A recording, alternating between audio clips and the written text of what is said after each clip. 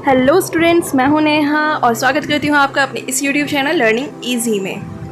आज हम पढ़ने वाले हैं नागरिक शास्त्र का पहला चैप्टर, जिसका पार्ट सेकंड है। अगर आपने पार्ट फर्स्ट की वीडियो नहीं देखी है तो प्लीज़ देखिए। अब तक जो हमने पढ़ा है वह है लोकतंत्र का अर्थ, लोकतंत्र की विशेषताएं, उदाहरण और उदाहरण का सारांश, जिसमें हमने जो है हर एक विशेषता के उदाहरणों को और उनके द्वारा निकाले गए सारांश को बारी बारी से समझा था। प्लीज़ अगर आपने इससे पहले वाली वीडियो नहीं देखी है तो प्लीज़ देखिए, ताकि आपको क्लियरिटी मिलेगी। ओके, आज हम पढ़ने वाले हैं लोकतंत्र के विपक्ष में तर्क, लोकतंत्र के पक्ष में तर्क, विस्तृत रूप में लोकतंत्र का क्या अर्थ है, और लास्ट में हम लोकतांत्रिक और गैर लोकतांत्रिक सरकार में अंतर को समझेंगे। लोकतंत्र के विपक्ष में तर्क, क्योंकि हमें लोकतंत्र की कमियों का भी पता होना चाहिए बहुत अच्छे तरीके से।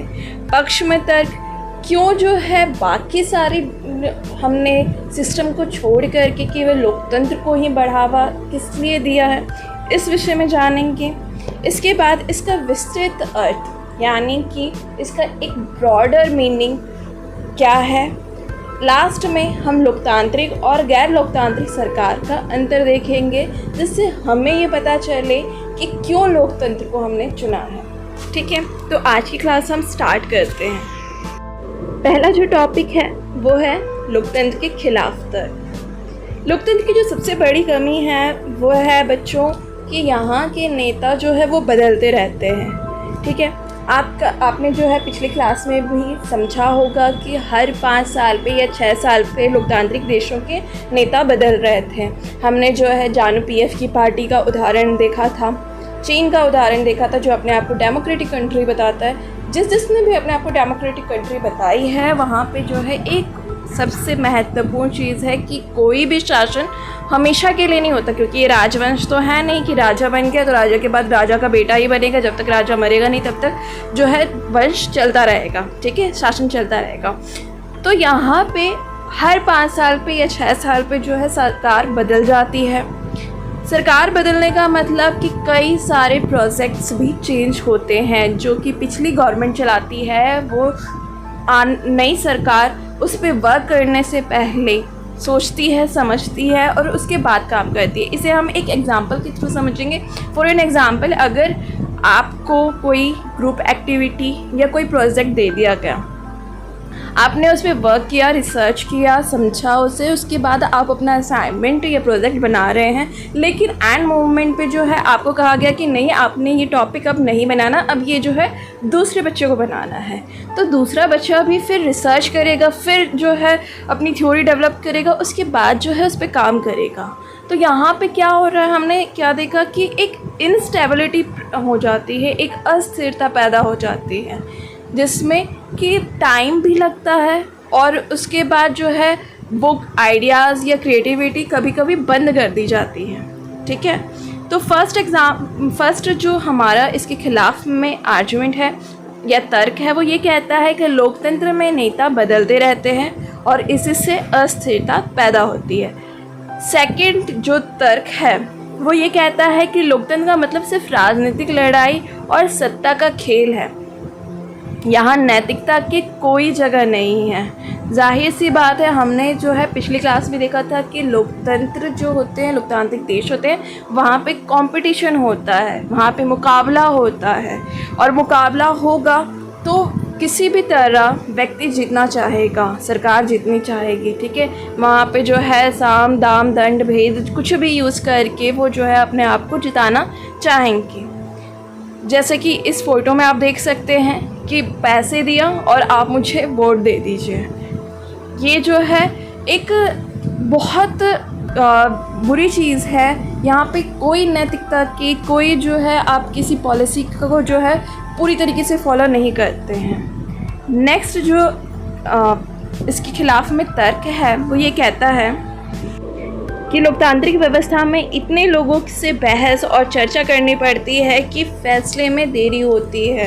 हमने देखा था कि यहाँ पे डिक्टेटरशिप नहीं है, यहाँ पे कोई तानाशाही वाला रूल नहीं है।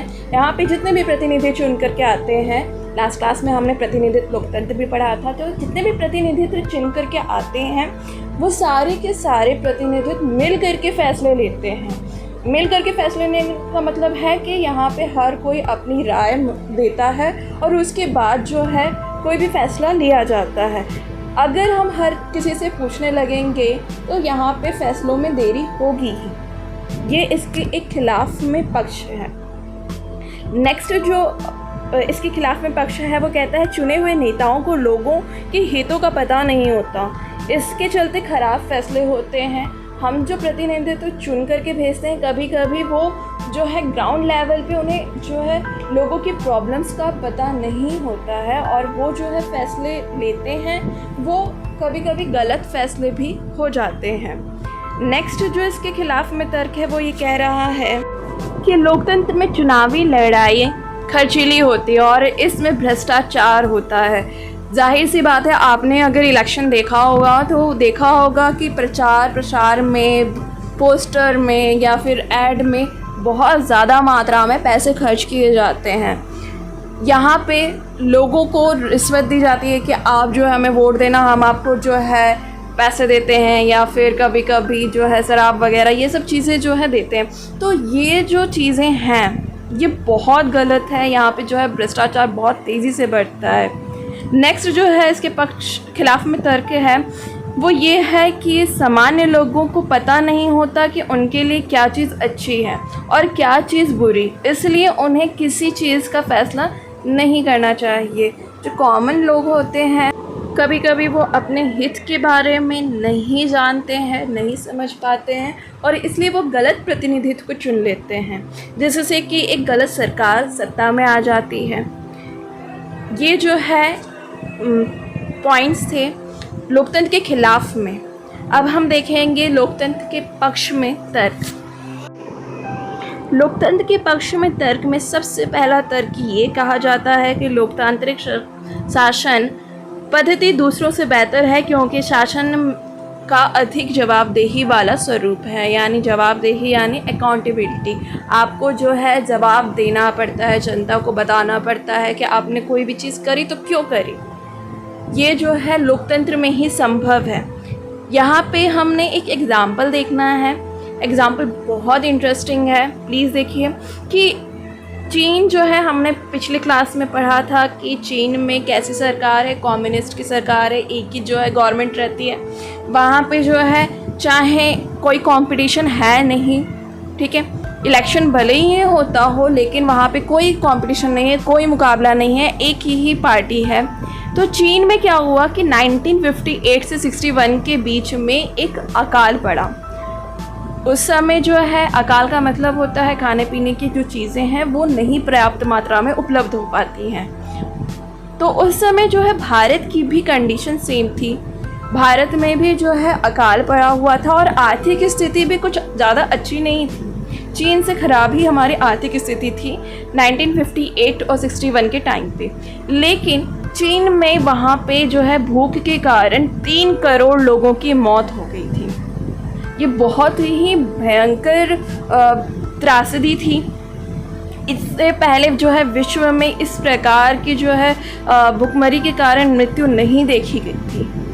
भारत में भी सेम कंडीशन थी, कोई अलग नहीं था। अकाल भारत में भी पड़ा था, आर्थिक स्थिति भी सेम थी, लेकिन फिर भी जो है भारत ने मृत्यु दर को बढ़ने नहीं दिया। इसके पीछे कारण क्या था? दोनों देशों की नीतियाँ।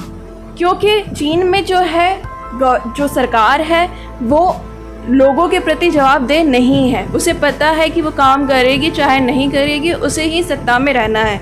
लेकिन भारत में जो सरकार है वो जनता के प्रति जवाबदेह है। वो जनता को बताती है कि उसने क्यों किया कोई काम और क्यों नहीं किया कोई काम। तो इस वजह से जो भारत की सरकारी नीतियाँ थी उनके कारण भारत में इतनी मृत्यु नहीं देखने को मिली।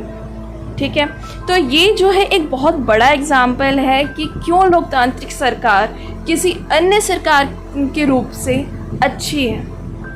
नेक्स्ट जो इसके पक्ष में तर्क देखेंगे तो कहते हैं कि लोकतंत्र में बेहतर निर्णय लेने की संभावना बढ़ जाती है। हमने जो है देखा है कि प्रतिनिधि चुन करके आते हैं, वो सारे प्रतिनिधि राय मशवरा करते हैं आपस में, उसके बाद ही कोई डिसीज़न लिया जाता है।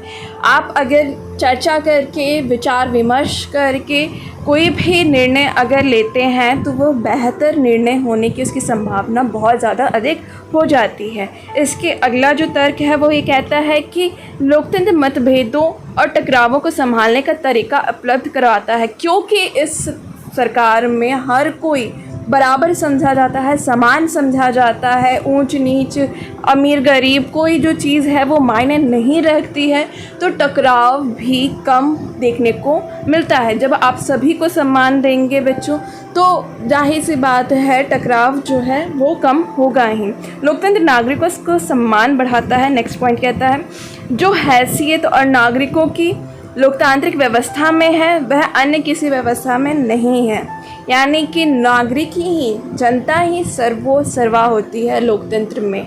हमने जो है इससे पहली क्लास में अब्राहम लिंकन की जो है कोटेशन में भी पढ़ी थी, वहाँ पे भी जो है हमने देखा था कि केवल जनता ही इम्पॉर्टेंट होती है लोकतांत्रिक सरकार में। तो यहाँ पे जो है नागरिकों का सम्मान होता है। कोई राजशाही राजतंत्र नहीं है, ना ही डिक्टेटरशिप है कि लोगों का कोई जो है सम्मान ही नहीं है। ठीक है, राजा महाराजा ही जो है सर्वो सर्वा है। यहाँ पे लोकतंत्र में सर्वो सर्वा हमेशा जनता ही रहती है।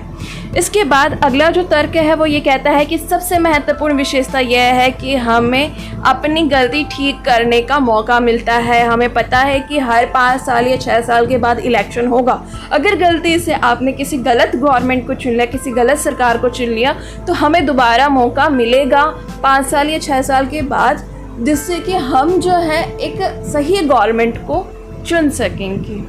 ठीक है, तो ये कुछ तर्क थे जो लोकतंत्र के पक्ष में तर्क थे।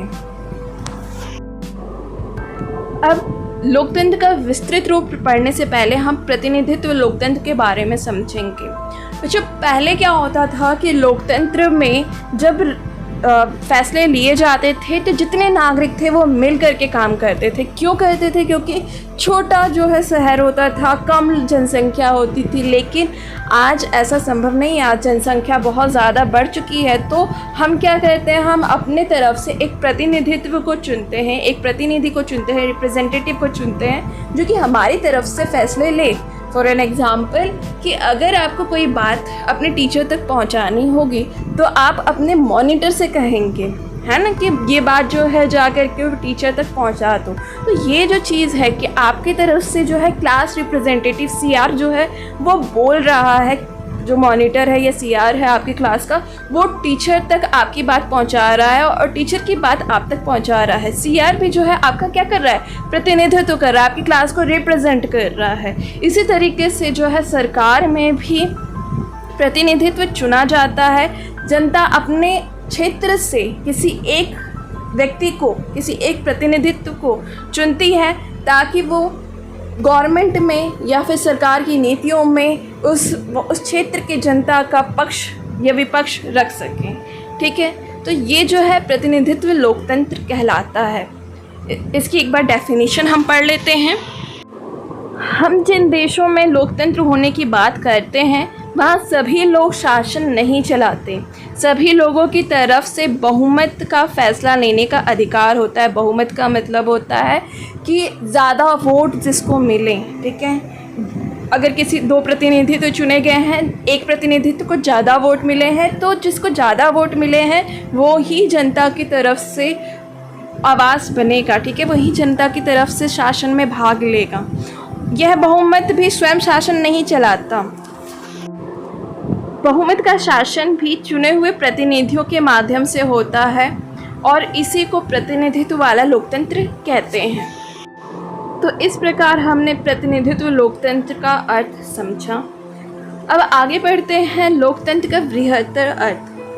विस्तृत रूप में हम क्या लोकतंत्र से समझते हैं? तो लोकतंत्र का जो बृहत्तर अर्थ है वो एक ऐसी शासन प्रणाली से है जिसमें सभी नागरिकों को, चाहे वो शक्तिशाली हो या कमज़ोर, उनकी बात का सम्मान महत्व हो।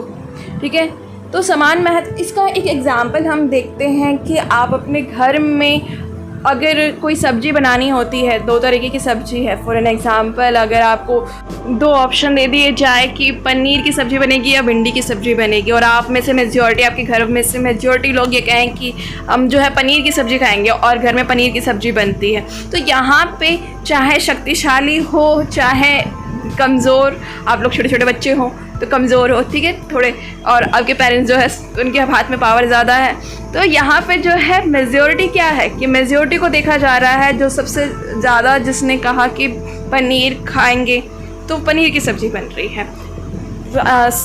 जो भिंडी की सब्ज़ी खाने वाले हैं उनकी संख्या कम है, तो भिंडी जो है नहीं बनाई जा रही है। तो ये भी एक लोकतंत्र का स्वरूप है जहाँ पे कि शक्तिशाली और कमज़ोर दोनों की बातों का समान महत्व होता है। नेक्स्ट जो है कहा जा रहा है कि सरकार नागरिकों को बुनियादी सुविधाएं प्रदान कराए। रोटी कपड़ा मकान ये जो है सरकार को उपलब्ध कराना पड़ता है। एक लोकतांत्रिक सरकार में एक कल्याणकारी सरकार जो है का स्वरूप होता है कि वो लोगों के हितों के ऊपर कार्य करे। नेक्स्ट पॉइंट कहता है कि लोकतंत्र के लाभों का वितरण समान रूप से हो, कोई जो है भेदभाव नहीं होना चाहिए, अमीर या गरीब में किसी प्रकार का डिफरेंस नहीं होना चाहिए। अगर सरकार कुछ कार्य कर रही है तो वो सभी के लिए बराबर होने चाहिए। नेक्स्ट पॉइंट कहता है सामाजिक, आर्थिक और राजनीतिक क्षेत्रों में समानता की स्थापना हो। ये हमने समझ लिया कि अमीर गरीब या फिर सामाजिक रूप से अगर हम कहें तो कोई भी धर्म जाति, या फिर राजनीतिक रूप से कहें तो कोई भी जो है स्टेटस का, चाहे वो मंत्री हो चाहे वो आम नागरिक हो, कोई फ़र्क नहीं होना चाहिए। अगर कोई कार्य किया जा रहा है, कोई पॉलिसी लाई जा रही है, कोई नियम कानून बनाए जा रहे हैं तो सभी के लिए समान रूप से लागू किया जाना चाहिए। इसके बाद जो इसका नेक्स्ट पॉइंट है वो ये कहता है कि गरीब, अशिक्षा, भुखमरी जैसे कमज़ोरियों को ज़्यादा से ज़्यादा सरकार प्रयास करके समाप्त कर सके। ठीक है, ये जो है कुछ कमियां होती हैं समाज में जिसके ऊपर जो है गवर्नमेंट को काम करना पड़ेगा, ताकि ये जो गरीबी है, भुखमरी है, बेरोज़गारी है, इन सबको ख़त्म किया जा सके। ख़त्म नहीं तो कम से कम किया जा सके। ठीक है, इसके ऊपर जो है कार्य किया जाना चाहिए। तो ये हमने समझा लोकतंत्र का एक विस्तृत अर्थ। ठीक है, तो नेक्स्ट जो है अब हम समझेंगे कि लोकतांत्रिक और गैर लोकतांत्रिक सरकार में अंतर। तो पूरे चैप्टर का सारांश यही है कि हमें ये समझ में आए कि लोकतांत्रिक और गैर लोकतांत्रिक सरकार में क्या अंतर है, क्यों लोकतांत्रिक सरकार ही चुनी जानी चाहिए, क्यों लोकतांत्रिक सरकार ही बनाई जानी चाहिए, क्यों आज जो है दुनिया का हर देश ये चाहता है कि उसको जो है लोकतांत्रिक देश बोला जाए और हर नागरिक ये चाहता है कि उसे एक लोकतांत्रिक देश का नागरिक कहा जाए। ठीक है, तो उसको हम समझते हैं। पहला अंतर ये कहता है कि लोकतांत्रिक सरकार में नागरिकों को भाषण देने व विचार देने की जो है पूर्ण स्वतंत्रता होती है। लोग अपना मत, अपने जो उनको समझ में आ रहा है, जो उनका विश्वास, जो उनके विचार हैं, वो जो है सरकार तक पहुंचा सकते हैं, जबकि गैर लोकतांत्रिक सरकार में ऐसा नहीं होता है। नेक्स्ट पॉइंट ये कहता है कि स्वतंत्र व निष्पक्ष रूप से चुनाव करने की व्यवस्था होती है। यहाँ पे लोकतांत्रिक सरकार की विशेषता में हमने पढ़ा था कि लोग जो हैं वो चुनते हैं अपने प्रतिनिधित्व को, लेकिन गैर लोकतांत्रिक सरकार में जो है शासनकर्ता ही सर्वोसर्वा होता है। यानी कि अगर कोई राजा है तो वही जो है सब कुछ है, अगर डिक्टेटरशिप है, तानाशाह है कोई शासक, तो सब कुछ वही है। यहाँ पे चुनने का किसी को कोई अधिकार नहीं होता है, कोई अपने सरकार का जो है बार बार चुनाव करके बदल नहीं सकता है। थर्ड पॉइंट हमने देखा कि राजनीतिक दलों को स्वतंत्र रूप से काम करने की आज्ञा होती है। ठीक है, यहाँ पे जितने भी पार्टीज़ होती हैं वो खिलाफ में या तो विपक्ष में होती हैं या पक्ष में होती हैं। पक्ष में कौन सी होती है? जिसको हमने चुना है। ठीक है, विपक्ष की सरकार कौन सी होती है? जो कि बहुमत से पीछे रह चुकी है। तो विपक्ष की पार्टी जो है, पक्ष जिसको हमने चुना है, अगर वो कोई गलती करती है तो आवाज़ उठाती है। तो जो यहाँ पे पार्टीज़ होती है वो स्वतंत्र रूप से काम करती हैं, लेकिन गैर लोकतांत्रिक सरकार में विपक्षी पार्टी कोई होती ही नहीं है। जो है राजा है, नहीं तो कोई नहीं। ठीक है। इसके बाद चौथा पॉइंट हम देखते हैं कि व्यापारियों को व्यापारिक संघ स्थापित करने की पूर्ण स्वतंत्रता होती है। यहाँ पे आप अपना यूनियन बनाइए, अपना जो है ग्रुप बनाइए, पूरी स्वतंत्रता है आपको, कोई रोक टोक नहीं है। लेकिन गैर लोकतांत्रिक सरकार में ऐसा नहीं होता है, वहाँ पे संघ स्थापित करने की जो है अनुमति नहीं होती, कोई परमिशन नहीं होती है। लोकतांत्रिक सरकार में जो है प्रेस को पूरी तरीके से आज़ादी मिली हुई होती है, वो सरकार के पक्ष में जो है बता सकती है, सरकार के खिलाफ में जो है बोल सकती है। लेकिन गैर लोकतांत्रिक सरकार में ऐसा नहीं होता है। तो ये हमने पढ़ा कि लोकतांत्रिक सरकार और गैर लोकतांत्रिक सरकार में क्या क्या अंतर है।